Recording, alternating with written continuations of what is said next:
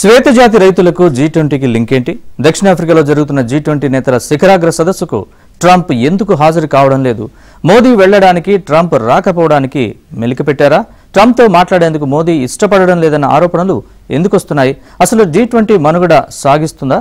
Was this signature story? సంఘీభావం, సమానత్వం, స్థిరత్వం అనే 3 సూత్రాల ఎజెండాతో దక్షిణాఫ్రికా నగరం జాన్స్బర్గ్ లో G20 లీడర్స్ శిఖరాగ్ర సదస్సు జరుగుతోంది. ప్రధాని మోదీ ఇప్పటికే బయలుదేరి వెళ్లగా 3 రోజులు జరిగే 3 సమావేశాల్లో ఆయన పాల్గొంటారని విదేశాంగ శాఖ వర్గాలు తెలిపాయి.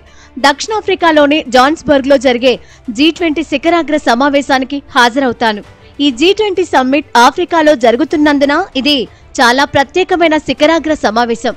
అక్కడ ప్రపంచంలోని పలు అంశాలు, సమస్యల గురించి చర్చిస్తాం.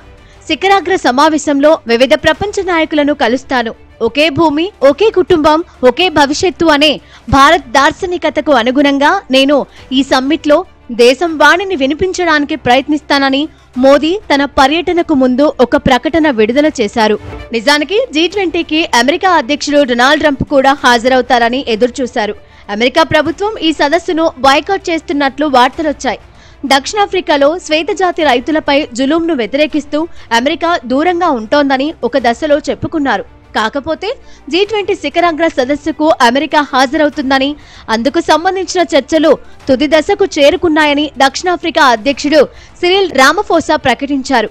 ట్రంప్ నేరుగా రాకపోయినా తమ ప్రతినిధిగా దక్షిణాఫ్రికాలో తమ రాయబారిని పంపుతున్నట్లు ఆయన వెల్లడించారు. సిరిల్ రామఫోసా ప్రకటనను అమెరికా తోసిపుచ్చింది.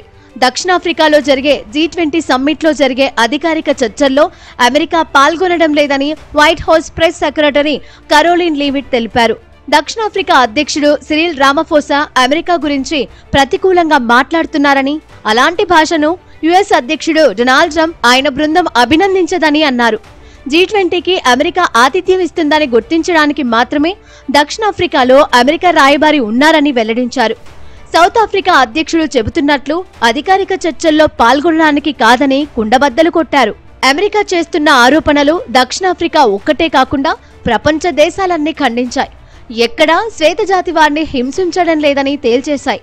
G20 అధ్యక్ష పదవిని అమెరికా తీసుకోవాల్సిన నేపథ్యంలో తాజా పరిణామాలు కొత్త అనుమానాలకు తావిస్తున్నాయి. అసలు G20 మనుగడ సాధ్యమా అన్న చర్చకు కూడా తెరలేచింది. మోదీ గేమ్ ప్లాన్ పై ఊహాగానాలు వినిపిస్తున్న వేళ బీజేపీపై కాంగ్రెస్ ప్రభుత్వం విమర్శలు గుప్పించింది.